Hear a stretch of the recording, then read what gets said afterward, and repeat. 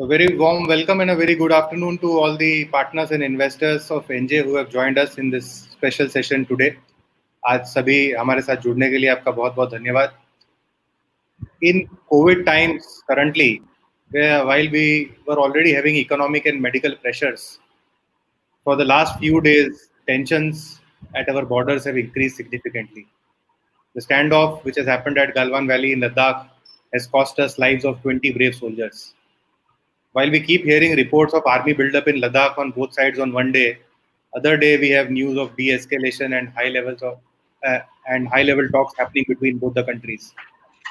Not only that, currently we are also having news flows of trouble brewing at LOC in Kashmir, with Pakistan also opening another front with India. So while all these news may be terrifying and confusing a lot of us as to what is going to happen, how are things going to shape up, are we in a position of war, or how is situation going to get normal again? Well, to update you on this current situation, we have a very, very special personality with us today. Someone who has been there, done that, and someone who has been at our borders and seen the conflicts from the closest quarters. So to introduce our guest of honor and our speaker for the day, I would like to call upon our NJ's MDs, Mr. Neeraj Choksi and Mr. Jignesh Desai, to please introduce our speaker for the day. Neeraj sir and Jignesh sir. Yeah. Can we have them on screen, please? Thank you, Hussaini. I think it is a privilege and honor to have General Bikram Singh, former Chief of Indian Army, and more importantly, he is such a humble person. We have an opportunity to know General Bikram Singh personally, and we are working on some project with him. I think the kind of knowledge he possesses is immense, not only related to the army but related to leadership. He writes several articles. He is going on to the electronic media regularly to update on the geopolitical information and several other challenges which one faces as an organization. So I think it's been an honor always to talk to him, to chat with him, and to understand him and understand the perspective. I'm sure today's geopolitical tension which has arisen because of China, Pakistan, and other neighborhood countries, no one else could be better to explain to us about what is going to happen and how things are going to shape up, and also in terms of what kind of economic implications it may have. I think the kind of knowledge he possesses, he can even correlate both these things. So it's an honor. I would request Hussaini to to introduce General Bikram Singh in details. It's an honor and privilege to welcome sir, and I'm sure it's going to be an amazing 1 hour of listening to sir. Once again, thank you, sir, for accepting our invitation and coming. I would now like even Jignesh Bhai to say a couple of words.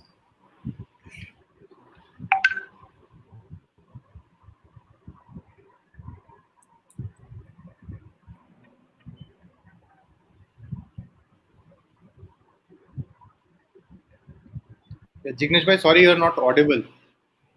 You have to unmute.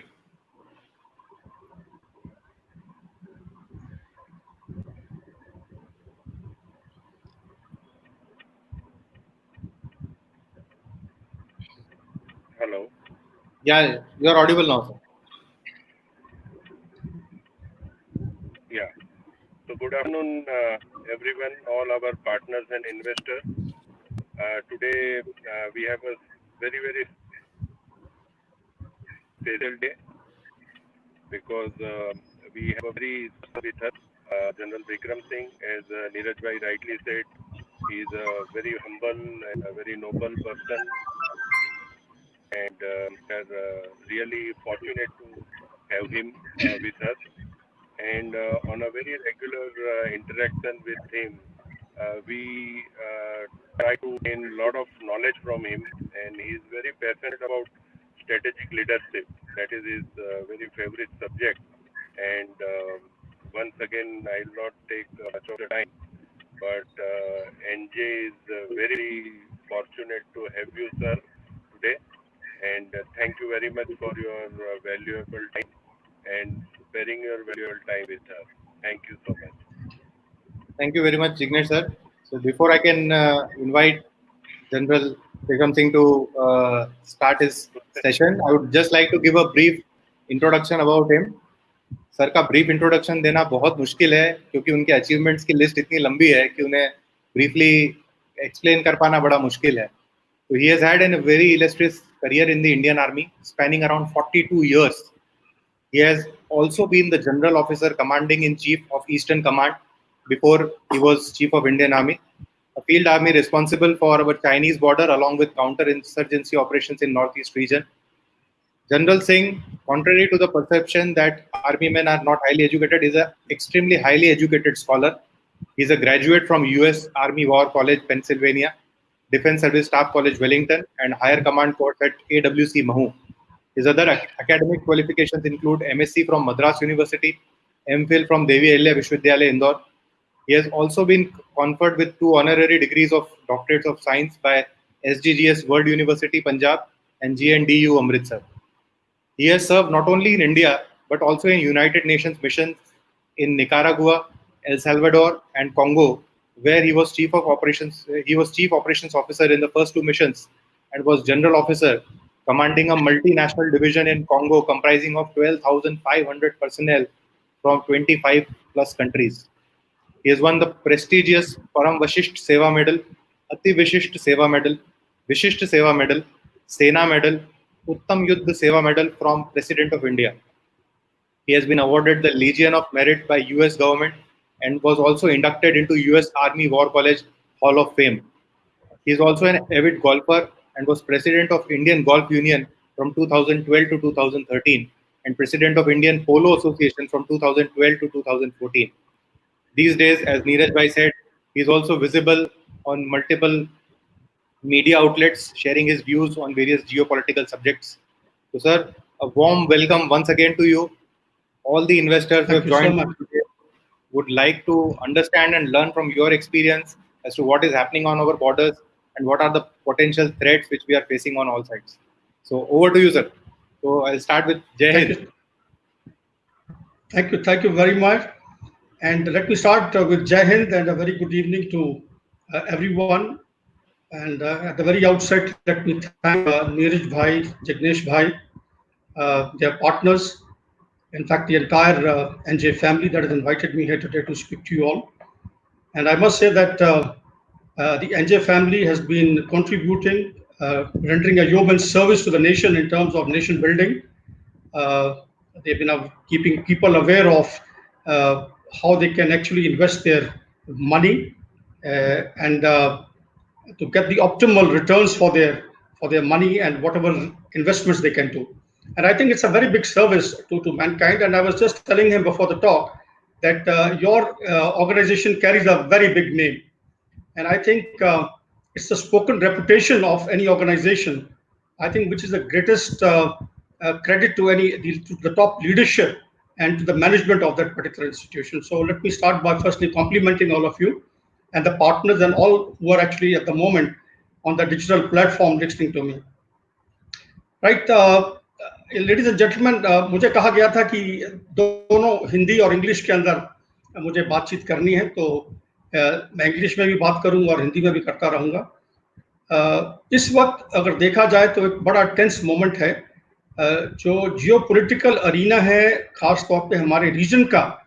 और जब मैं reason कहता हूं तो मैं Indo Pacific region, south Asia region, Asia पर से इसको मिला के मैं ये इलाके को कहता हूं। इसमें एक किस्म का एक टर्बुलेंस आया हुआ है और दूसरे देश के बाकी हिस्से उनके अंदर भी है on account of terrorism. But जो बेसिक बुनियादी चीज जिसके कारण ये हो रहा है वो ये है कि चीन जो है वो थोड़ा अपनी मसल फ्लेक्सिंग कर रहा है, अपनी असर्टिवनेस जो है, it's demonstrating it's activism and assertiveness all over. And ये देखने में आया कि जितने भी सुपर पावर होते हैं या ग्रेट पावर जब बनते हैं या बनने लगते हैं So they tend to become very aggressive. That's a normal phenomenon because that is how these great powers, these superpowers, they get the, I would say, complete loyalty of the nations that are answerable to them and they are allied to them. So a little bit of calibrated aggression, jo hai, it is part of geopolitics. I'm saying calibrated, assertiveness, calibrated coercion, because it's a very vitiated environment. Geopolitical जो arena है, इसमें साम दाम दंड भेद सब चलता है। और आपने देखा होगा चीन जो है थोड़ा जरूरत से ज्यादा पिछले कुछ 10 सालों में अपनी मसल फ्लेक्सिंग कर रहा है, लेकिन अभी का जो उसका मसल फ्लेक्सिंग है और खास तौर पे जो उसने इंडिया के साथ किया है, इसका कारण इसकी जो इंटरनल सिचुएशन वो है। जी जिनपिंग जो उनका प्रेसिडेंट है, उसकी जो इंटरनल जो हालात हैं, उसकी जो इमेज है, उसको जो चोट पहुंची है पेंडेमिक के कारण और बाकी जो वातावरण है इस वक्त चीन के अंदर, उसके कारण चीन की इकोनॉमी जो है वो डाउनवर्ड स्पाइरल के अंदर चल रही है इस वक्त।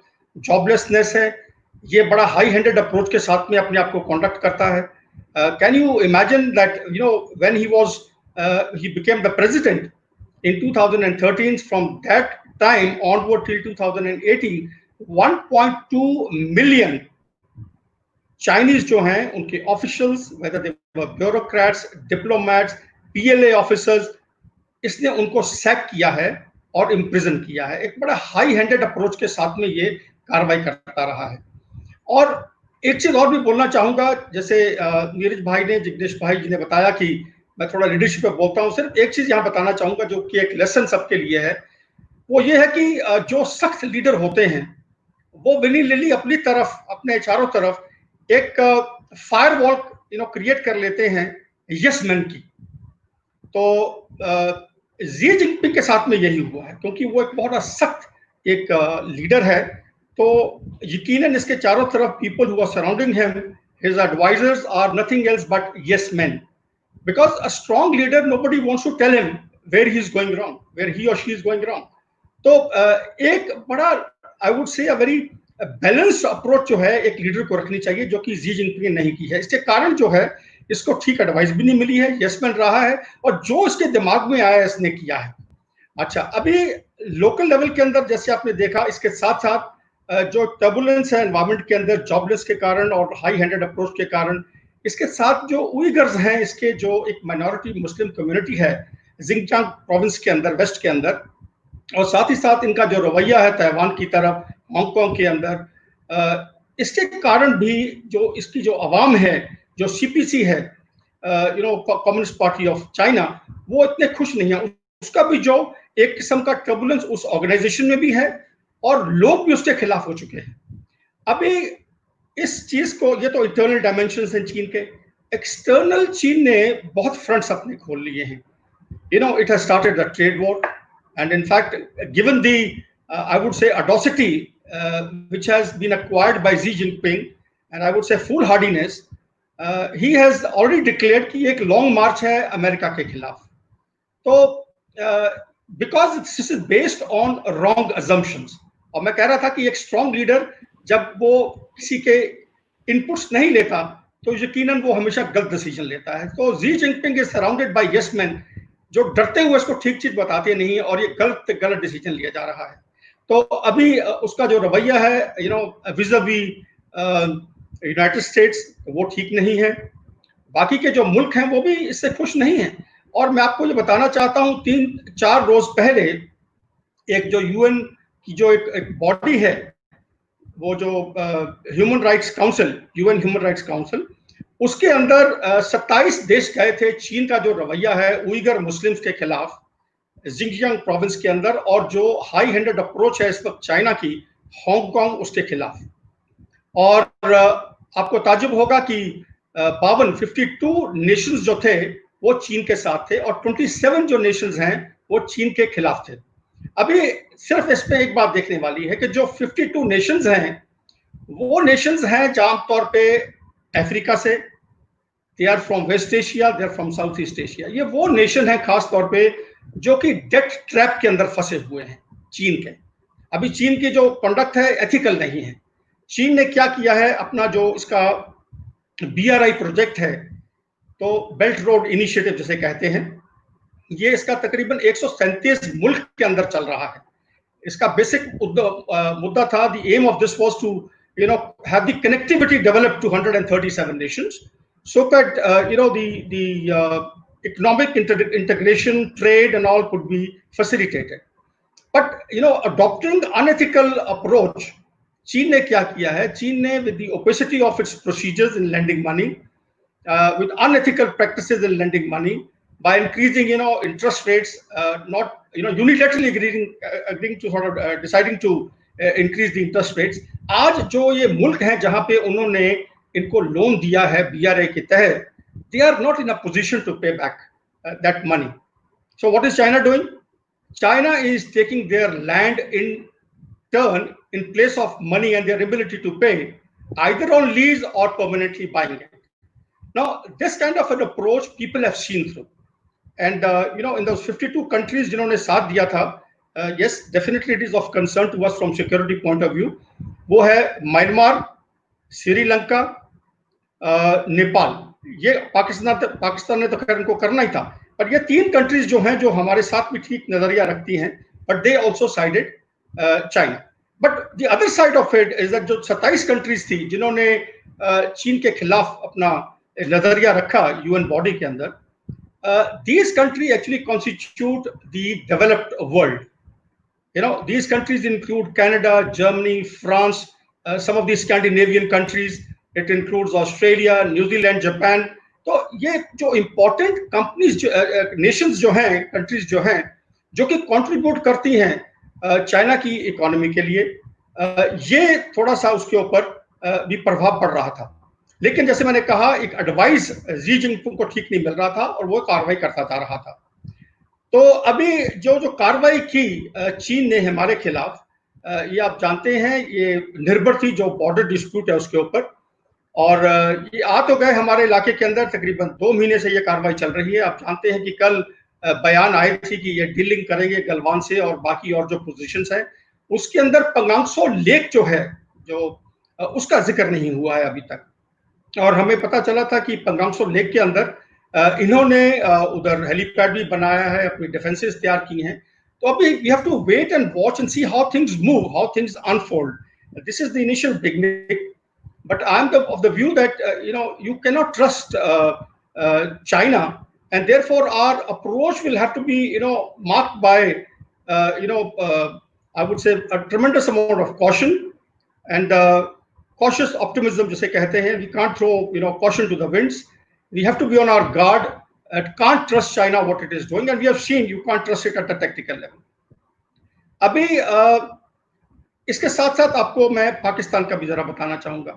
पाकिस्तान चीन का एक ऑल टाइम स्ट्रेटेजिक पार्टनर है, और अभी इस हालात के अंदर पाकिस्तान ने जो उनकी स्काडू एयरफील्ड है वहां पे अपनी 2 डिविजन्स को, गिलगित बाल्टिस्तान के इलाके के अंदर, वहां पे इन्होंने 2 डिविजन्स को मूव किया है, और चाइनीज के जो एयरक्राफ्ट्स हैं वो लैंड किए स्काडू के अंदर. मतलब तैयारी इनकी भी थी. लेकिन देखिए, जब ऐसे हालात पैदा होते हैं तो इसको कहते हैं स्ट्रेटेजिक पोस्चरिंग. तो मैं कल एक चैनल पे भी बता रहा था कि जब लड़ाई होती है, क्योंकि आप लोग मेरे को पूछना चाहेंगे यकीन कि क्या लड़ाई होगी कि नहीं होगी, क्योंकि ये हर एक को डर है. लेकिन मैं आपका ये यहीं पे क्लियर कर देता हूं कि आप मेरे से लिख के ले लीजिए, लड़ाई नहीं होगी. लड़ाई इस करके नहीं होगी कि लड़ाई does not suit both the countries.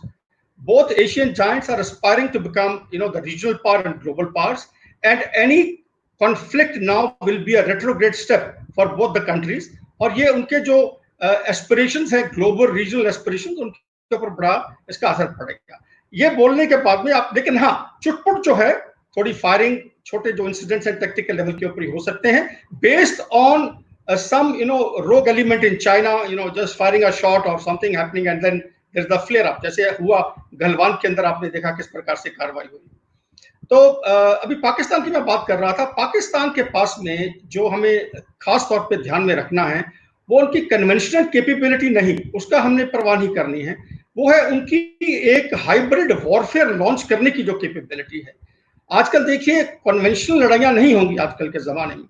आजकल के ज़माने में और फ्यूचर के अंदर आप देखेंगे एसीमेट्रिक जो अरीना है उसके अंदर ये लड़ाइयां होंगी. जैसे आप देख रहे हैं सीरिया में क्या हो रहा है, येमन में क्या हो रहा है, आपने देखा है और कई कंट्रीज है जहां पे ये कार्रवाई हुई है। पाकिस्तान कश्मीर के अंदर क्या हो रहा है, ये एसिमेट्रिक अरेना है जहां पे एक मुल्क जो ताकत नहीं रखता कन्वेंशनल लड़ाई लड़ने के लिए, वो इन चीजों का इस्तेमाल करता है। तो इस वक्त आपने सुना होगा इमरान खान को जब वो जुलाई के अंदर पिछले साल अमेरिका गए थे तो उन्होंने जिक्र किया था कि पाकिस्तान के अंदर 30 से 40 हजार आर्म्ड टेररिस्ट हैं, और साथ ही साथ जो पीस प्रोसेस चल रहा है अफगानिस्तान में जहां पे इनके अपने टेररिस्ट भी हैं वो भी आ जाएंगे। अभी देखिए अगर इनके पास में 50 से 60 या 40 आप लगा लीजिए टेररिस्ट अगर हैं, तो इन टेररिस्ट का वो क्या करेगा। मुझे याद है मैं जब एक बार यूनाइटेड नेशंस में मैं भी ब्रिगेडियर था उस वक्त, मैं विजिट पे गया हुआ था, तो मुझे पाकिस्तानी मैंने एक ब्रिगेडियर से बात की, मुझे याद है, तो उसने मुझे ये बताया कि किस प्रकार से उन्होंने जो टेररिस्ट जो उनकी मुजाहिदीन अफगानिस्तान में उन्होंने तैयार किए थे, कैसे उन्होंने ताकि वो खून ना बहे पाकिस्तान में, उनको उन्होंने JNK में भेज दिया। तो मेरा कहने का तात्पर्य ये है कि with this about 50,000 terrorist in Pakistan, where is it Pakistan going to send them? India, because it has non attribution also. Hybrid warfare जो है जिसके अंदर आप थोड़ा मिलिट्री का कंपोनेंट भी इस्तेमाल करते हैं, जैसे वो लाइन ऑफ कंट्रोल के ऊपर फायर कर रहे हैं, डेली उसको एक्टिवेट करके रखते हैं, उसके साथ साथ आ जाता है इसका टेररिस्ट का इस्तेमाल करना, साइकोलॉजिकल ऑपरेशंस का इस्तेमाल करना, इंफॉर्मेशन ऑपरेशंस का इस्तेमाल करना, इकोनॉमी के जो कुछ एक पहलू हैं उनको एक हथियार के तौर पे इस्तेमाल करना, डिप्लोमेटिक ऑफेंसिव को लॉन्च करना, पॉलिटिकल इनिशिएटिव्स रखना, बाकी जो इंटरनेशनल जो फोरा है उसके अंदर जो हमारे इनिशिएटिव्स हैं उनको थोड़ा कंटेन करवाना, और एक किस्म की एक वो हमारे खिलाफ एक कार्रवाई करते रहेंगे जो कि नॉन एट्रीब्यूशन का जो इलाका है उसके अंदर आ जाती है, आप पता नहीं कर सकते हैं। तो हमें ध्यान रखना पड़ेगा जहां तक पाकिस्तान है, और चीन उसके साथ अभी मिलेगा क्योंकि चीन को फेस सेवर चाहिए। तो जो हमारे आइलैंड्स हैं 1208 आइलैंड्स, जो हमारे नॉर्थ ईस्टर्न स्टेट्स हैं, JNK है, हमारी कोस्ट लाइन 7,500 किलोमीटर की है जो कि काफी जगह के ऊपर पोरस है, 15,000 किलोमीटर के हमारे बॉर्डर्स हैं 6 कंट्रीज के साथ में, जो कि नेपाल के साथ में पोरस है, भूटान के साथ में पोरट है, बांग्लादेश के साथ में तो खैर हमारी बाउंड्री बार्ब वायर लगी हुई है, BSF के लोग लगे हुए हैं, त्रिपुरा में भी लगे हुए हैं, लेकिन काफी ऐसे इलाके हैं जहां से आके ये हमारे पास गड़बड़ कर सकते हैं। तो ये हमने ध्यान में रखना है। अच्छा, अभी ये जो चीन का कल जो नजरिया हुआ है, उन्होंने जो बोला है अभी करने के लिए, पुल बैक करने के लिए, ये मैंने बोला था, ये जो हमारी मल्टी प्रॉन्ग स्ट्रेटजी है उसके तहत हुआ है, जो प्रधानमंत्री जी ने जाके जो बयान दिया, क्योंकि इसके अंदर जो हमारा पॉलिटिकल, डिप्लोमेटिक, मिलिट्री, इकोनॉमिक और जो हमारा इंटरनेशनल जो हमारा एक एबिलिटी है लेवरेज करने के लिए, यूनाइटेड स्टेट्स जो हमारा एक स्ट्रेटेजिक पार्टनर है, इन सबको मिला के हमने कार्रवाई की।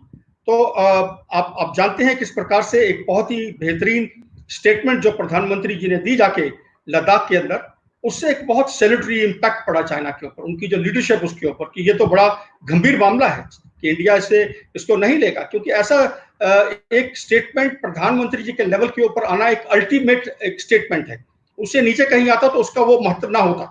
तो to give all the credit I must say to this particular initiative by the Honorable Prime Minister, it has made a very very distinct difference as far as China is concerned. साथ ही साथ है जो pressure जो points थे उनके ऊपर हमने डाला है, जैसे फॉर एग्जांपल इकोनॉमिक जो है उसको थोड़ा पनिश हमने किया है, हालांकि हमने सिर्फ 59 ऐप्स को पहले किया, उनके कुछ जो कॉन्ट्रैक्ट्स थे पाइपलाइन के अंदर उनको हमने बंद कर दिया।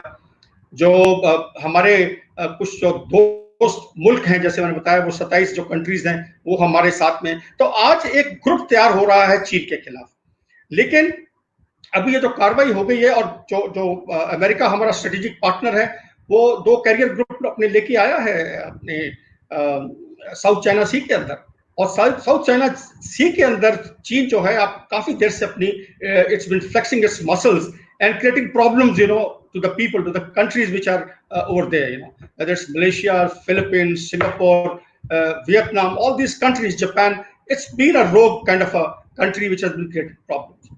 तो अभी जो ऐंदा इसकी आगे जो सिचुएशन अभी आएगी, और एक थोड़ा 2 मिनट लूंगा बताने के लिए कि हमें करना क्या चाहिए, हमारी स्ट्रेटेजी क्या होनी चाहिए, क्योंकि ये हालात होते रहेंगे। देखिए, चीन ने 80s के अंदर जो इसके 18 बॉर्डर डिस्प्यूट्स थे वो सॉल्व कर लिए थे, सवाए इंडिया और भूटान के साथ में, और भूटान को इसने 2-3 दिन पहले भी तंग किया है, क्योंकि भूटान जो है उसकी सिक्योरिटी हमारे साथ लिंक्ड है।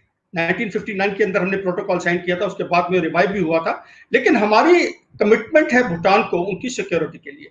तो उन्होंने 3-4 दिन पहले भी एक इंटरनेशनल बॉडी के अंदर, जबकि उनकी एक जो ईस्ट के अंदर जो एक जगह है वहां पे उन्होंने अपने उसके लिए कुछ पैसा मांगा था डेवलपमेंट के लिए, तो चीन ने उसके अंदर अपनी टांग अड़ाने की कोशिश की। हालांकि भूटान को पैसा मिल गया है, लेकिन चाइना ने ये इशू रेज कर दिया है कि वो 3 जगह हैं in Bhutan where they are seeking the piece of land in Bhutan.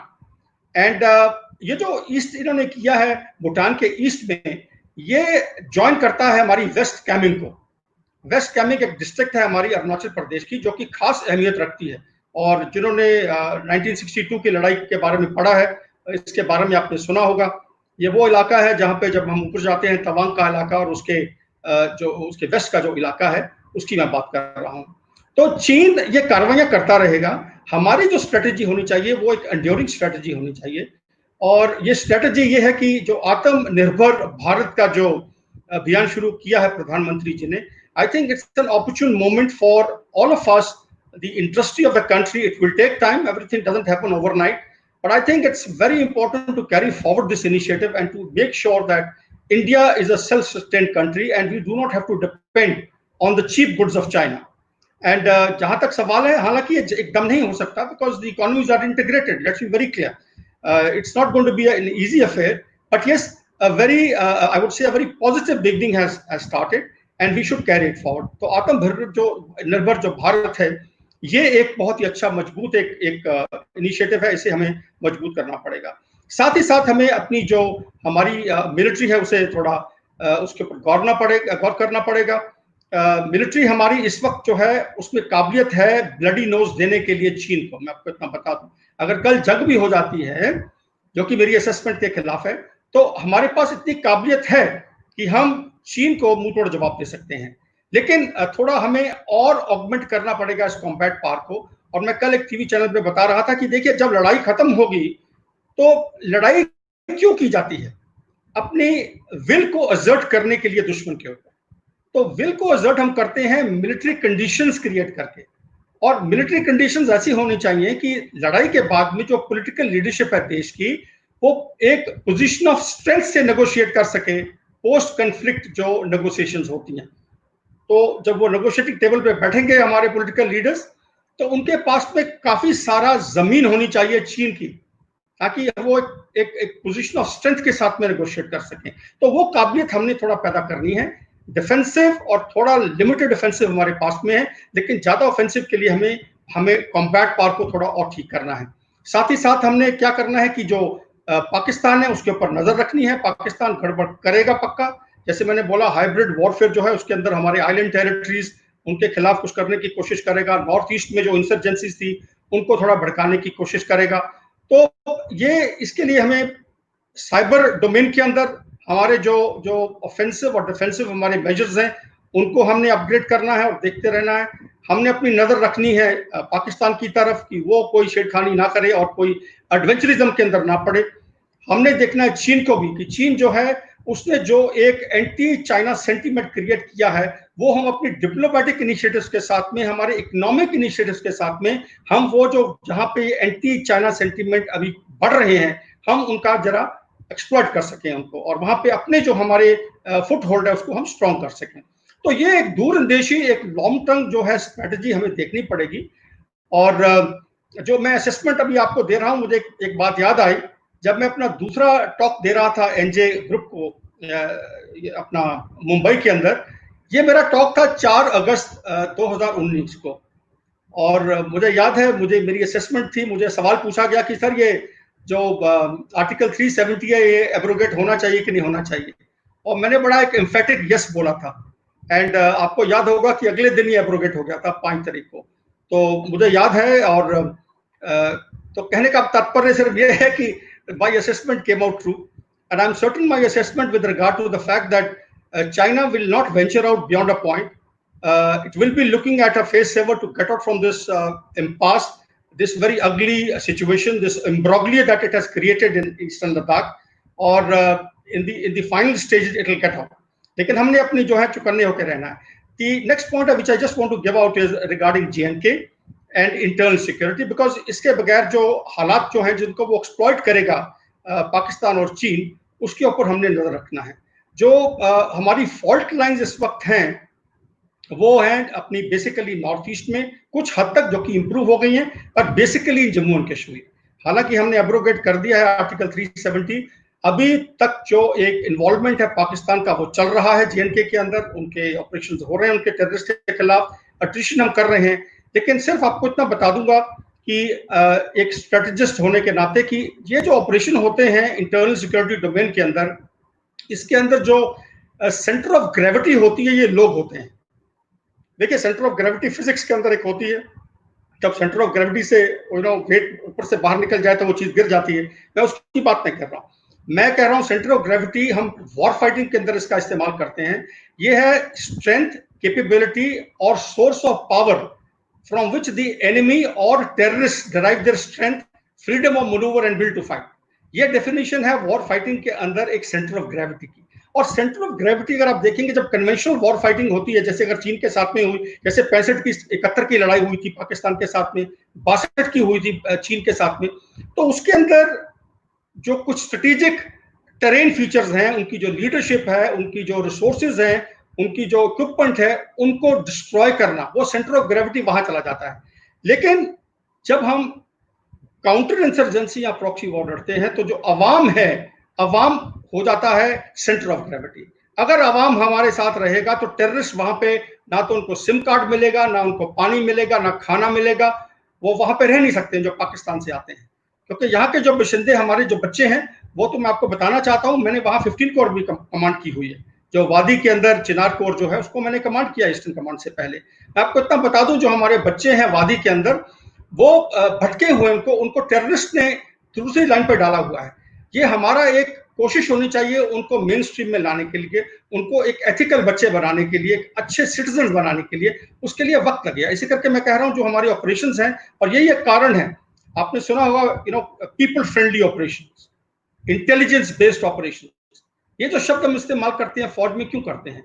इसी कारण कि जो अवाम है उसको कोई प्रॉब्लम ना आए, उसको इनकन्वीनियंस ना हो, उसके अंदर किसी को गोली ना लगे, चोट ना लगे। लेकिन टेररिस्ट क्या करते हैं? टेररिस्ट जो हैं वो जो हमारे सिविलियंस हैं उनको आगे करके उनका ह्यूमन शील्ड बना के कार्रवाई करते हैं, और वहां पे आप देखेंगे कुछ सिविलियन मारे जाते हैं।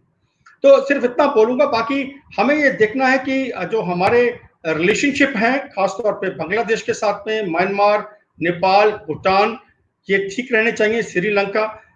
लेकिन चीन ने जो मैंने पहले बताया आपको कि जो इनको डेथ ट्रैप में डाला हुआ है, श्रीलंका को, म्यांमार को, अपने नेपाल को, ये तो उनके गुण गाते रहेंगे। But that notwithstanding, I think our effort should continue at the level of political, diplomatic, economic and military levels to make sure that we win over these neighbors of ours, because their being with us is very important for creating a buffer which is required for the proper security of our country. So मुझे बोला गया था कि 30 से 35 minute बोलने के लिए, तो मैं बता रहा था इसके ऊपर मैं काफी लंबा टॉक दे सकता हूँ। ये मेरे जहन में ये सब्जेक्ट 2-2 घंटे में बोलता रहा हूँ उसके ऊपर अमेरिका में। लेकिन एक चीज और बताना चाहूंगा सिक्योरिटी के नाते कि हमने जो इंडियन ओशन है उसका भी जरा ध्यान रखना है, और साथ ही साथ अगर हमें रीजनल पावर बनना है, ग्लोबल पावर बनना है, तो हमें रिस्पॉन्सिबिलिटी लेनी पड़ेगी। अभी प्रॉब्लम आज दुनिया में क्यों हो रहे हैं? प्रॉब्लम हो रहे हैं कि यूएसए जो है उसने एब्डिकेट कर दी है अपनी रिस्पॉन्सिबिलिटी।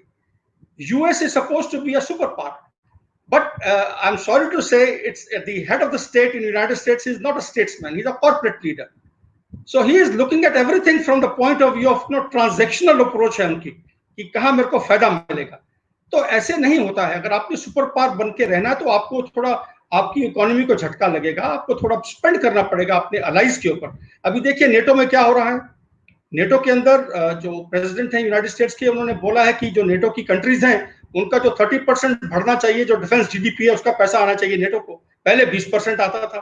तो ये ऐसे है कि ऐसी छोटी छोटी चीजों के अंदर आके आना हमें थोड़ा देखना पड़ेगा। और क्योंकि मैं इस करके बात कर रहा हूँ कि थोड़ा जब तक हमारे कॉम्बैट पार्ट तैयार नहीं हो जाता है, हमें शायद अलाइन करना पड़ेगा कुछ कंट्रीज के साथ में इस रीजन की सिक्योरिटी को देखने के लिए।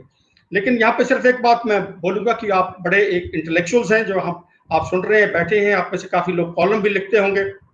वो ये है कि हमें पहले अपने नेशनल इंटरेस्ट को देखना है।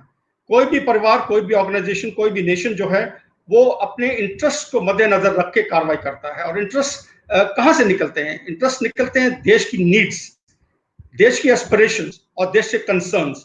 ये तीन चीजें हैं जहां से इंटरेस्ट पैदा होते हैं, चाहे वो कोई फैमिली है, चाहे वो कोई ऑर्गेनाइजेशन है। Your needs, your aspirations and your concerns are with regard to risk management. So, as part of the strategy, overall strategy, India has to see that we become strong militarily, economically, diplomatically. Our initiatives are correct, and we move ahead by creating our comprehensive national park. We have the regional players who have been taken away by China for some time. They get back to us slowly, and we create our military might so that we can look into the adversary and knock him down when required. ये बहुत जरूरी है. So I think with this I will take on any questions that you have, and Jai Hind, and thank you very much. Thank you very much sir. I think काफ़ी जो लोगों के मन में सवाल थे वो अपने अपने इतने आसान भाषा के अंदर में इजीली समझा के सबको काफ़ी हद तक तो संतुष्ट कर दिया है. फिर भी कुछ सवाल हैं सर मेरे पास में. सर जैसा आपने कहा कि we need to upgrade our combat power.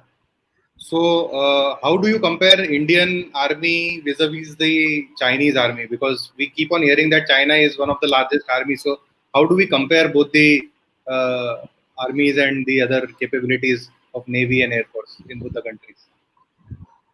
देखिए, ये सवाल अगर आप किसी कर्नल या किसी ब्रिगेडियर या किसी और मेजर जनरल को पूछते टीवी पे, तो वो एकदम इसका जवाब देते. मैं काफी चीजों को मद्देनजर रख के जवाब दूंगा. Because you see, my statement will impact the morale. So let's be very clear. I think at this stage we should not be comparing. मैं इतना सिर्फ आपको बताना चाहता हूं कि आप मेरे से लिख के ले लीजिए. अगर जंग हो जाती है, हमारे पास इतना जज्बा है, इतनी ताकत है, इतना कॉम्बैट पावर है चाइना को ब्लडी नोज देने के लिए. But I think it will not be in fitness of things. हाँ, कभी आके मैं बैठूंगा आपके साथ में, आपके दफ्तर में, तो इसके बारे में आपको मैं ज्ञान दे दूंगा. But definitely not in the open domain. Her army जो है, हर मिलिट्री जो है, उसके पास में चंद एक खामियां होती हैं. बट मैं आपको बताऊं, जो हमारा कॉम्बैट पावर का सबसे इंपॉर्टेंट और सबसे बेहतरीन जो औजार है वो है एक हमारा सिपाही, एक सोल्जर, एक एनसीओ, जेसीओ ऑफिसर्स. हमारी लीडरशिप मिलिट्री की और हमारे जो सोल्जर्स हैं, ये एक बहुत ही आले दर्जे का हमारे पास ये काबिलियत है. और मैं ये क्यों कह रहा हूं, आपने शायद मुझे टीवी पे सुना होगा, जिन्होंने मेरे प्रोग्राम देखे हुए हैं, कि जो प्रॉक्सी वॉर है, यहाँ पे कोई ऐसा हमारा ऑफिसर, जेसीओ एनसीओ जवान नहीं है जिसने who has not drawn blood. Everybody has drawn blood. Everyone has been fighting that conflict. Everyone has seen firepower. Anyone has seen bullets flying towards him. तो इस वातावरण के अंदर, ऐसी एक ट्रेनिंग ग्राउंड के अंदर जो ट्रेन हुए हैं हमारे लीडरशिप, हमारी जो लीडरशिप और जवान जो ट्रेन हुए हैं, they have actually acquired the skills that, and I keep saying, one Indian soldier is equivalent to 10 Chinese soldiers. And I'm not just saying because I'm a former chief and I'm trying to raise a morale and wanting people to clap. I am speaking this with conviction, because when I was in Congo, I had two contingents, two small teams, groups थे मेरे पास चीन के. एक उनका medical group था, एक उनका engineer group था. और ये जो लोग पहले पेंट करते थे एक चीनी को 6 फुटिया और 7 फुटिया, ऐसे नहीं है. मैं आपको ये बताना चाहता हूँ, और एक अपनी एक एक्सपीरियंस के साथ में बता रहा हूँ, क्योंकि आपने मेरे से प्रैक्टिकल मेरा सुझाव मांगा था. हमारे जवान तकड़े हैं. We have the combat power. We are well off. You take it from. And combat power continues to transform. Every organization must transform to remain ready and relevant, because unless you are relevant, you will fail. So this process of transforming, acquiring, modernization, restructuring is something which goes on in every army of every democracy. So from that point of view, whatever is going on is fine. But I want to assure all your listeners और आपके जितने partners हैं, जितने मेरे दोस्त इस वक्त digital platform में जुड़े हुए हैं, कि आपकी जो सेना है उसके साथ में ताकत है इस वक्त चीन को मुंह तोड़ जवाब देने के लिए. बढ़िया सर, सुन के दिल गदगद हो गया सर आपके मुंह से सुन के. सर मेरा अगला सवाल है कि सर एक पाकिस्तान का एक स्ट्रेटेजी था कि bleeding India with 1,000 cuts. So I think, do you think China is also doing sort of similar kind of things with regular tensions building up somewhere, sometime in Doklam, sometime in the Galwan Valley, or supporting Pakistan or Nepal or other neighbors of India? देखिए ये जो है ना bleeding with 1,000 cuts, this is a typical I would से a kind of a statement that is is used in the context of asymmetric warfare, insurgency, proxy war के अंदर. उसमें क्या है कि आप लड़ते नहीं हैं, सीधा आप चैलेंज नहीं करते हैं दुश्मन को, लेकिन आप उसको कभी आके दाहिने से मारते हैं, कभी बाएं से मारते हैं. या आपने देखा होगा पाकिस्तान ने हमारे पार्लियामेंट पे अटैक किया, मुंबई में अटैक किया, उरी में किया, पुलवामा में किया. तो ऐसे ये कार्रवाइयां उधमपुर में किया, उन्होंने सांबा के अंदर भी किया था. तो ये ऐसी कार्रवाइयां, ये क्या है, ब्लीडिंग विद 1,000 cuts. जब मौका मिलता है मारा. ये कार्रवाई चल रही है जम्मू कश्मीर के अंदर, लेकिन जो चीन है उसने अभी तक इस कैपेबिलिटी का इस्तेमाल नहीं किया है. ये कैपेबिलिटी जो डेमोक्रेसीज जो होती हैं, उनकी जो मिलिट्रीज होती हैं, ये उनके कमांडो जैसी कार्रवाई करते हैं. लेकिन कमांडो कभी भी जो है वो सिविल कपड़े पहन के कार्रवाई नहीं करेगा. कमांडो हमेशा अपनी वर्दी पहन के, कमांडो की वर्दी पहन के काम करेगा. आप देखेंगे जो उरी के ऑपरेशंस हुए थे और जो हम करते रहे हैं लाइन ऑफ कंट्रोल के पार, उसके अंदर अपनी वर्दी पहन के फौजी जाता है. लेकिन एसिमेट्रिक वॉरफेयर के अंदर वो क्या है, एक सिविलियन कपड़ों के अंदर एक टेररिस्ट रहता है. वो एक औरत है, आप समझेंगे ये एक अच्छी बुजुर्ग लेडी है, लेकिन उसने मेकअप किया हुआ, उसके जो फिरन है उसके नीचे AK-47 होगा. तो जैसे फौजी पास में आएंगे उनको मार देगी. तो ये जो एक अनकन्वेंशनल जो टैक्टिक्स हैं, इनका इस्तेमाल करते हुए पाकिस्तान, इसे कहते हैं bleeding with 1,000 cuts. But conventional operations जो हैं वो हैं गोलाबारी का इस्तेमाल करना. और उसके पहलू मैंने बताया था पहले, आपको अभी बता देता हूं, just from the point of view of military war fighting strategy. जब भी ऐसी कार्रवाई होती है तो पहला इसका पहलू होता है, पहली फेज होती है एंगेज करना और डिटर करना. और आपने देखा ये कार्रवाई चल रही थी पिछले 2 महीने से. हम चाइना को एंगेज कर रहे थे और डिटर भी कर रहे थे. हमारे हेलीकॉप्टर, हमारे जहाज उड़ रहे थे लद्दाख के अंदर, हमारा बिल्डअप हो रहा था, हम दिखा रहे थे, स्टेटमेंट्स हम दे रहे थे, प्रधानमंत्री जी ने स्टेटमेंट्स दिया. This is all part of engaging and deterring the adversary. उसके बाद में आता है सीजिंग इनिशिएटिव, और फिर आता है डिसाइसिव ऑपरेशन, जिसमें पूरा गोलाबारी ये वो चलता है और अटैक शुरू हो जाते हैं. तो ये कार्रवाइयां जो हैं, मैं आपको बताना चाहता हूं अपने तजर्बे से, ये कार्रवाई मुझे लगता है नहीं होगी. मैं क्यों कह रहा हूं, क्योंकि दोनों मुल्कों के लिए, चीन के लिए और हमारे लिए, वॉर जो है is not an option, keeping in mind our long term goals.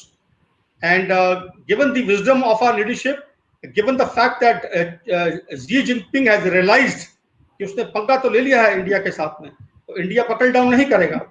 तो अभी आप देखेंगे कि वो एक फेस ड्राइवर ढूंढेगा और ये डी लिंक हो जाएगा इलाका, लेकिन आस्ता आस्ता होगा, टाइम लगेगा.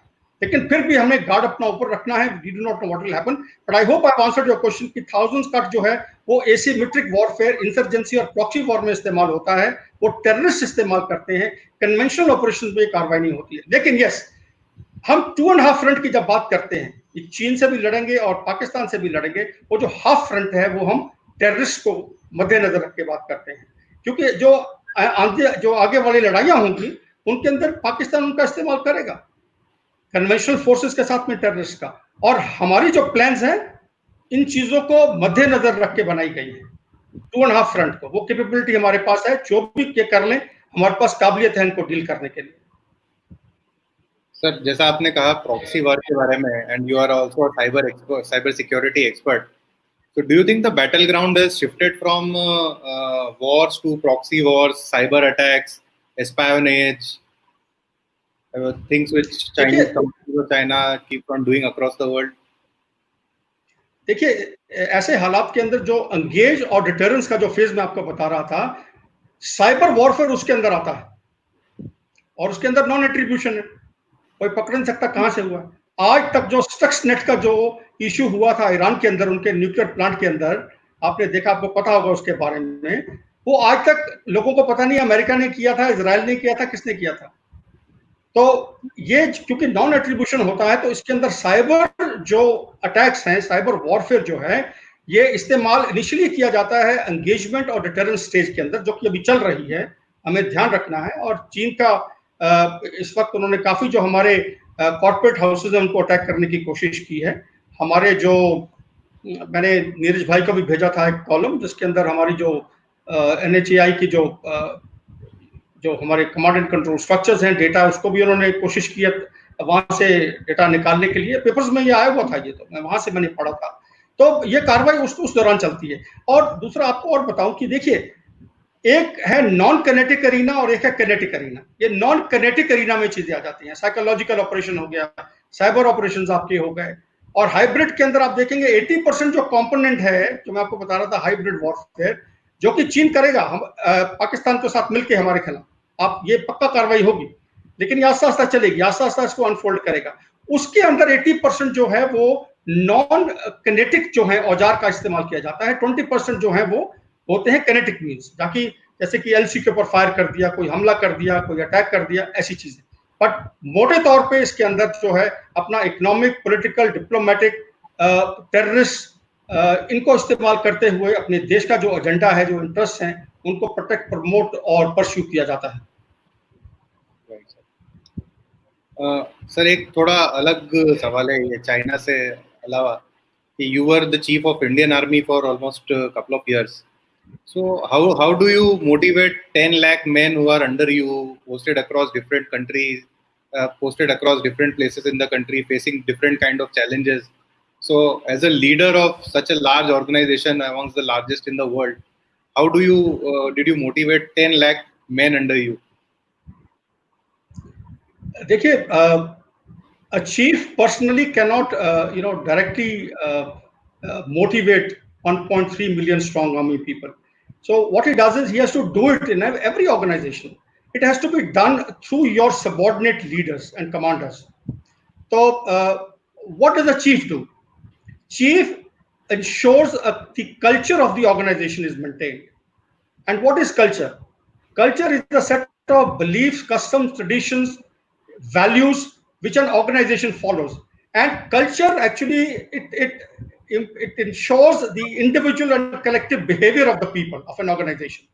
और जो एक मुखिया होता है किसी भी ऑर्गेनाइजेशन का, वो जो उस ऑर्गेनाइजेशन की जो वैल्यूज होती हैं उनको गार्ड करता है, उनको चैंपियन करता है और उनको फॉलो करता है, दर्शाता है, ताकि वो ट्रिकल डाउन हो जाए through the climate that is created by the subordinate leaders. आप मेरी बात समझ गए? स्ट्रेटेजिक लीडर्स जो हैं वो कल्चर क्रिएट करते हैं, जो उनके नीचे जो आ जाते हैं उनके सबऑर्डिनेट लीडर्स, जो आपके इलाके के अंदर जो कॉर्पोरेट हाउसेस में जो वर्टिकल्स होते हैं, उनके जो हेड्स होते हैं, they are the people who are supposed to be creating a climate, that climate which is in conformity with the values, beliefs, customs and traditions which have been actually regulated and supported and championed by the strategic leadership of an organization. तो जो हमारी organisation है, इसके अंदर motivation क्यों high रहता है मैं आपको बताना चाहता हूं, क्योंकि इसके जो हमारे वैल्यूज हैं, value of loyalty, value of integrity, discipline, dependability, value of respect for diversity, a spirit of never saying die, not expect, never sort of accepting defeat. तो ये जो चीजें हैं, करेज हो गई, मॉरल करेज, फिजिकल करेज, तो इन चीजों को, ये जो वैल्यूज हैं, जब ये नीचे पहुंचती हैं, और हम क्या करते हैं, हम देखते हैं कि आम जो ऑर्गेनाइजेशंस होती हैं, वहां पे जो वैल्यूज ऑर्गेनाइजेशन की होती हैं, मैं देखता हूँ कई ऑर्गेनाइजेशन में जाके लीडरशिप से मिलता हूँ और टॉक भी देता हूँ, डिस्कस करता हूं कि स्ट्रेटेजिक लीडरशिप के साथ में स्ट्रेटजी डिस्कस करता हूं, तो मैं देखता हूं कि वैल्यूज लगाई होती हैं दीवारों के अंदर, हर दफ्तर के अंदर। अंतर फौज में और कॉर्पोरेट हाउसेस में और सिविल ऑर्गेनाइजेशन में ये है कि हम अपने जवानों को उनको प्रैक्टिस करवाते हैं ये values. We live those values by the day. We don't keep them just to be used only to be shown to the inspecting officer and to the bosses. No, these values are practiced on the day and we live these values, we sleep with these values, we eat with these values and we conduct ourselves with these values. ये कारण है कि जो फौज का एक जो moral है वो हाई लेवल का रहता है, and it is self generated morale because everyone is living those values. एक जो NCO नॉन कमीशन्ड ऑफिसर जो नीचे बैठा है, वो यही जो उसके मूल सिद्धांत जिसके ऊपर वो बना है, उसकी जो ताकत है, he just keeps quiet and watches. And any good organization must decentralize.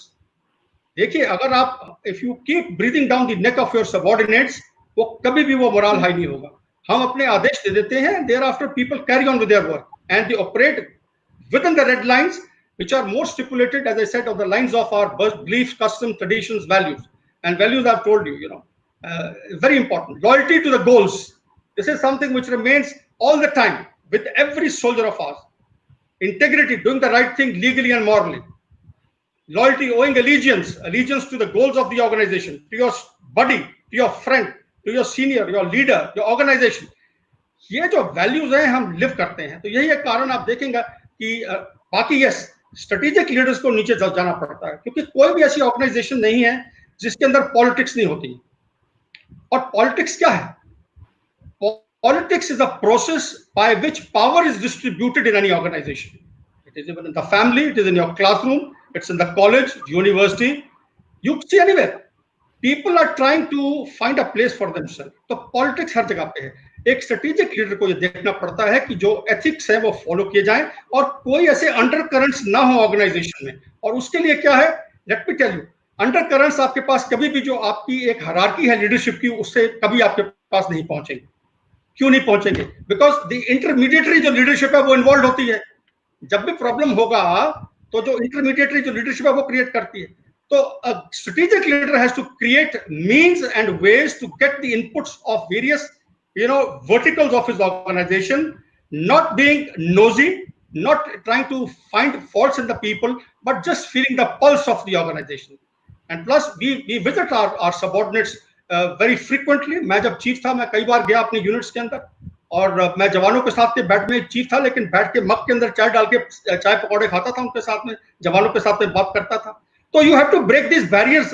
You may be, best of leaders on top, but then the point is, जब फल लगता है किसी पेड़ पे तो पेड़ झुकता है. लेकिन ये जो मैं बता रहा हूँ आपको असूल, ये लीडरशिप का असूल जो है, ये जियो पोलिटिकल एरिना में लोग फॉलो नहीं करते हैं. कि जियो पोलिटिकल एरिना एक बड़ा विशिएटेड एरिना होता है, जहां साम दाम दंड भेद, I told you, that is follow. Because you have to pursue the goals. Come what may, you have to take your country's goal, you have to follow your pursue your national goals, protect them and promote them. But जब leadership के अंदर क्या है, जब फल लगता है तो, and plus a lesson we have to take from China. When we carry a big stick tomorrow, India, I think we should learn to speak softly. India must carry a big stick, but learn to speak softly. This is a lesson China has taught, I think, to the international community. Because ये ज्यादा छत पे चढ़ के शोर मचा रहा था, and that is where it has been put in place. पंगा ले लिया इंडिया के साथ में और आज रो रहा है.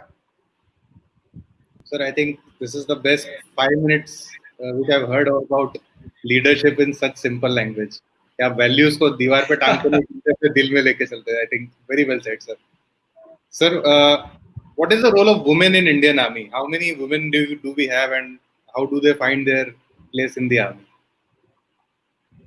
देखिए, जब मैं चीफ था तो मेरा ये मैंने एक कोर्स कंडक्ट किया था विमेन ऑफिसर्स के लिए. और मैं आपको इतना बता दूं, मेरा पर्सनल तजर्बा ये है कि there is a fire in the belly of our women officers. They are at par with our male colleagues and some of them are even better. मैं आपको एग्जांपल देता हूं. अखनूर के अंदर जब मैं GOC 10 डे था तो मैं कोर्स करवा रहा था, क्योंकि वहां पे एक हादसा हो गया था. तो मुझे चीफ साहब ने उस वक्त बोला, जल दीपक कपूर थे चीफ, उन्होंने बोला मुझे कोर्स कंडक्ट करने के लिए वुमेन ऑफिसर्स के लिए. तो मेरे पास women officers from all over the army आए, और जब मैं उनसे बातचीत कर रहा था, आप मानेंगे नहीं, एक ASC की कैप्टन थी और उसने मुझे बोला, कहती सर मैं अपने किसी भी मेल ऑफिसर को चैलेंज करती हूँ दौड़ने के अंदर, 2 किलोमीटर की दौड़ के अंदर. और वो black belt. What I am trying to tell you is that you give them an opportunity and they will prove their worth. I have no doubts in my mind. So from that stance we made out a strategy which we gave it to the government. But देखिए, एक चीज देखनी पड़ेगी हमारे बच्चियों को. While the organization is fully, I would say, looking at the aspirations of the women officers, and we want to make sure that they get their equal, involvement. There is gender balance. We want to ensure that gender equality. We want to ensure everywhere in the army and our organization. But जो areas हैं, जैसे for example आप देखिए mountainous area जो है, मैं नहीं कहता कि वहां पे हमारे बच्चियां जा नहीं सकती हैं, women officers they can go, but habitat बनाना, जो वहां की प्राइवेसी जो है उनको मद्देनजर रखते हुए ये ग्रेजुअली थोड़ा इंडक्ट करना पड़ेगा इनको। लेकिन डिसीजन ले ली गई है इनको कमांडर्स बनाने के लिए, कल जनरल भी बनेंगी है, कल ये ब्रिगेडियर्स भी बनेंगी, और आप देखेंगे इनका जो हो एक जो इन्वॉल्वमेंट है वो बढ़ता रहेगा, और ये बढ़ना चाहिए, मैं तो ये कहता हूँ। और क्योंकि मैंने देखा है इनकी काबिलियत जो है वो आले दर्जे की है, और if not better than there mail colleagues, it is at par with their male colleagues. So can we have a time in future when we can have a female chief of army in India? Do you see? Of course, why not? The government is committed towards it, and जो combat arms हैं उनके अंदर जब ये आना शुरू हो जाएंगी तो यकीनन, देखिए ना, इंजीनियर्स के आर्मी कमांडर बने हुए हैं, जो हमारी इंजीनियर रेजिमेंट है, आर्टिलरी है, एडी है, इसके अंदर हमारा जाना शुरू कर दिया इन्होंने। और एडी के हमारे पास लेफ्टिनेंट जनरल हैं, आर्टिलरी के हमारे पास लेफ्टिनेंट जनरल हैं, और जो इंजीनियर के हैं वो भी हमारे आर्मी कमांडर्स हमारे रिटायर हुए हैं। और तो ये मैं कह रहा हूं कि जब ये कॉम्बैट आर्म्स में इनका आना शुरू हो गया है, आप देखेंगे कि एक वक्त आएगा और 10-15 साल के अंदर, और शायद 20 साल के अंदर आप देखेंगे एक चीफ जो कि एक विमेन ऑफिसर होगी, क्यों नहीं, उनका बनना चाहिए। So how does political leadership influence decision making in army? देखिए, जहां तक सवाल है मिलिट्री का, there is no interference, because you know there is a directive which has been laid down by the Raksha Mantri. When you meet the Prime Minister from time to time, he gives you a lot of directions.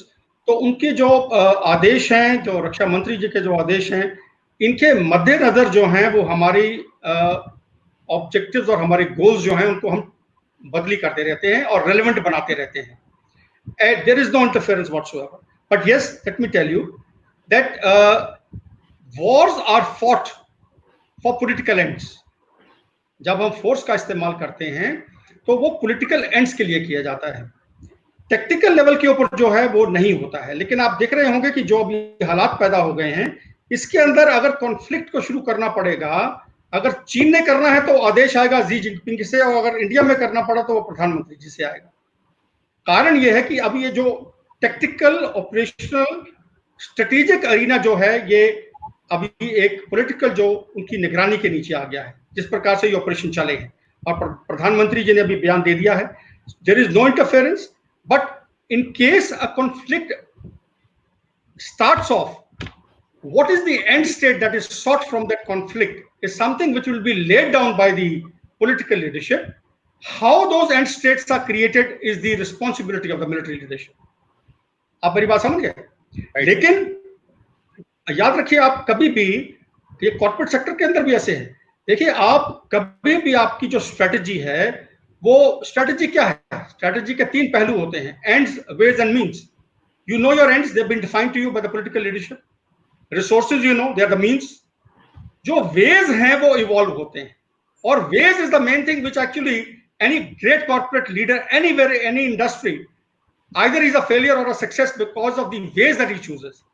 तो डेक्सटर्टी जो है, जो stratagem है, वो आता है veg के अंदर, और जो वेज हैं वो जो तालमेल के साथ में क्रिएट किए जाते हैं, जो इंडिपेंडेंटली मिलिट्री लीडरशिप जो है वो टोटली नहीं बनाती है. तो जब जंग शुरू होती है तो यकीनन आप देखेंगे कि चीफ जो है वो जाएंगे सीसीएस के अंदर, वो रक्षा मंत्री जी से मिलेंगे, प्रधानमंत्री जी से मिलेंगे, चीफ सीडीएस, और बताने के लिए कि किस प्रकार से अनफोल्ड हो रहे हैं ऑपरेशंस. मैं बात कर रहा हूं अगर कॉन्फ्लिक्ट शुरू हो जाती है उसके अंदर, और जब वो बताते हैं उसके तहत जो भी उनसे आदेश मिलते हैं, the tweaking of the strategy takes place accordingly. So the strategy evolves. That's the thing we say. There are 2 kinds of strategy. One is a strategy by default. Okay. So that is which gets evolved. वो जो situation होती है, because there are a lot of the leadership जो है, strategic leadership आप बात कर रहे थे, there are a lot of instructions that will come from the strategic leadership. There will be a lot of environmental developments that take place. These impact a strategy. So this strategy जो है, it evolves over a period of time. And whether it is your corporate strategy, which is made to achieve your vision, or your business strategy to achieve your mission in the corporate sector. In our case, our military strategy actually is culled out from the grand strategy of the country, the national strategy.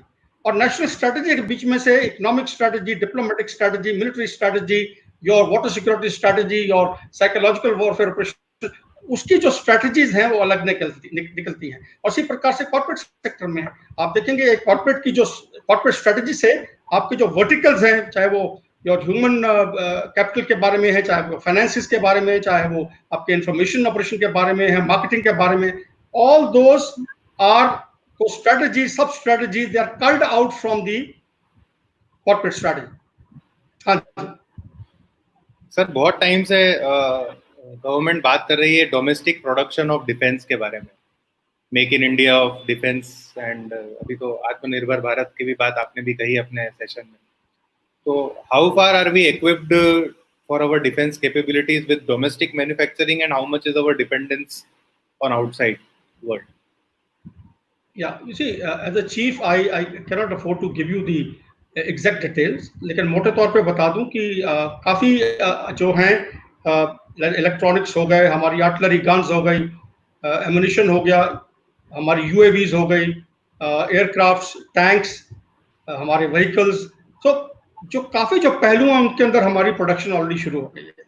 But yes, there is a little bit of foreign competent in certain areas, but yes, आत्मनिर्भरता जो बताया अभी प्रधानमंत्री जी ने, I think within no time you will find that it will get a fill up definitely, but at the moment the investment जो FDI थी वो थोड़ा हमें बढ़ानी पड़ेगी, and I think उसके लिए जो investors हैं they are looking at peaceful avenues, ease of doing business.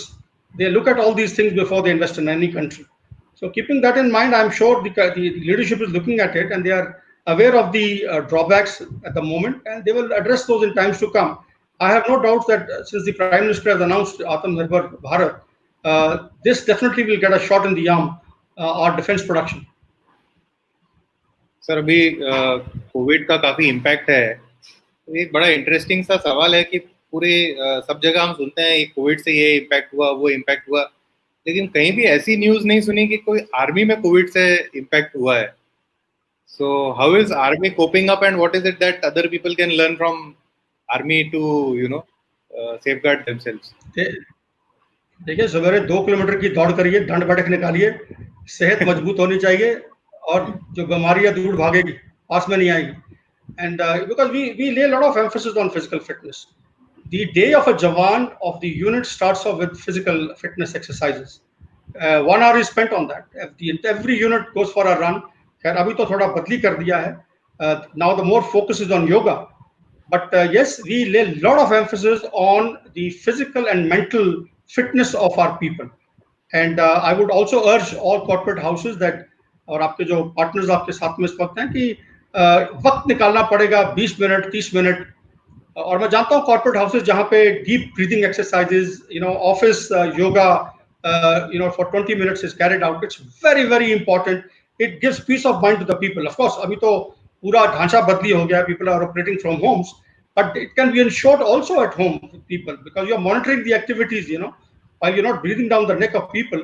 But I'm sure if you lay down on the people, and there are ethics, and I told you a culture is there, a climate is there of the ethical climate in the organization, then you'll find people on their own following the instructions. जैसे हम करते हैं फौज के अंदर, हम ये नहीं देखते कि हमारे को कोई देख रहा है कि नहीं देख रहा है. नहीं, जो कार्रवाई करनी है वो it's on auto mode, automatically लोग शुरू कर देते हैं. And that is the reason you'll find army is one of the most accountable, one of the most trusted brands as far as any instrument of national power is concerned, because it's on automation mode. It's a value-based organization. It's an organization which is committed, as per the loyalty I told you, to the goals of the organization and national goals.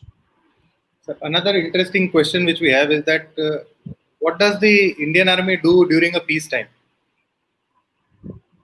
Well, let me tell you, we train. ये बड़े लोग ये पूछते हैं कि शायद पिक्चरों में जो आता है कि वो गाना गाया जा रहा है मेस के अंदर और डांस हो रहा है. ठीक है, वो भी नहीं, वो जरूरी है. मैं आपको ये बताना चाहता हूँ, इसको लोगों को गलत नहीं लेना चाहिए. देखिए, मैं आपको ये बताना चाहता हूँ कि थोड़ा वक्त होगा, एक छोटा सा मैं प्रश्न अगर आंसर करूँ. ये मेरा तजर्बा रहा है जेटली साहब के साथ में. मैं जेटली साहब को लेके गया था 15 कोर में, और 15 कोर में जब हम लैंड करने जा रहे थे तो जेटली जी ने देखा, रक्षा मंत्री थे, मैं चीफ था उस वक्त, तो मुझे मेरे साथ वैसे बैठे हुए थे, मुझे कहते, ओ जनरल साहब आपका यहाँ गोल्फ कोर्स भी है. तो नेचुरली गोल्फ कोर्स का होना एक फील्ड एरिया के अंदर थोड़ा, लेकिन मैं आपको इतना बताना चाहता हूँ, जब रक्षा मंत्री जी गए लाइन ऑफ कंट्रोल के ऊपर, जवानों से मिले, उनके बंकर में गए, उनके हालात देखे, जब वापस आए तो उन्होंने मुझे बोला, जब हम लैंड कर रहे थे बदामी बाग में हेलीकॉप्टर से, कि जनरल साहब आपको हर जगह गोल्फ कोर्स होना चाहिए, क्योंकि आपके लोग जो कष्ट काटते हैं, तकलीफें काटते हैं, उनके मनोरंजन के लिए चीजें ऐसी होनी चाहिए। तो मैं कहां से ये डेविएट हुआ था, क्या आपका सवाल था? Sorry, can you just repeat your question please? Sir, my question was that what do army men do during the time of during a peace time? So we train. So वो जो golf course मैं आपको बताना चाहता हूँ, वो एक training area है।